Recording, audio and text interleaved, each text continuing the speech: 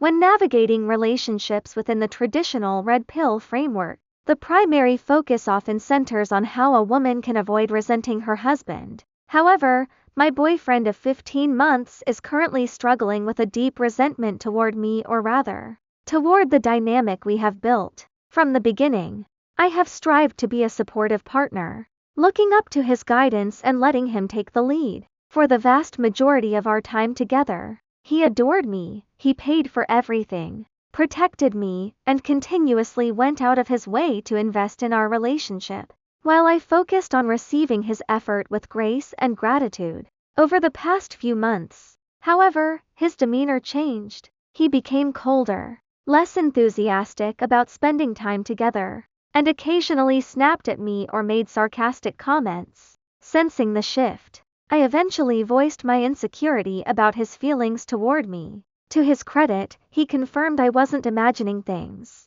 He admitted his behavior had changed because he felt he was making significantly more sacrifices for our relationship than I was. During that conversation, we concluded that the root of the problem was his inability to set personal boundaries or clearly communicate his needs to me. It has now been 8 weeks since that heart-to-heart. But nothing has actually improved. He continues to overextend himself without voicing what he needs from me, and I can feel his silent resentment creeping back in. Part of me believes this is his personal battle to solve, that he needs to seek professional therapy, understand his own limits, and learn how to speak up, while my role remains simply to be sweet and accepting. Yet, another part of me knows that if this resentment goes unchecked, it will inevitably erode our bond over time. I am left wondering how a woman in my position can actively help temper this growing divide before it permanently damages our relationship.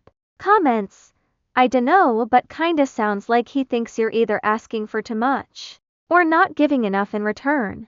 If he doesn't want to communicate that, you could try asking for less. Even decline a too generous offer, like tell him it's too much, you don't need that from him, etc. Be affirming and kind, and or do more for him. It can be feminine stuff, romantic gestures, whatever you do to make him feel good and special. Just ramp it up a notch, or add more to it. I think doing either or both of those might help him feel more appreciated, or more equal in the different givings and receivings you to have. It's not your job as the woman to only receive. You have to give as well. Men have needs too. The thing is, you give things that he doesn't have, or things he wants from a woman, or could only get from a woman. It might help to ask men, like online for example, what they generally want from a woman. If you really have no idea,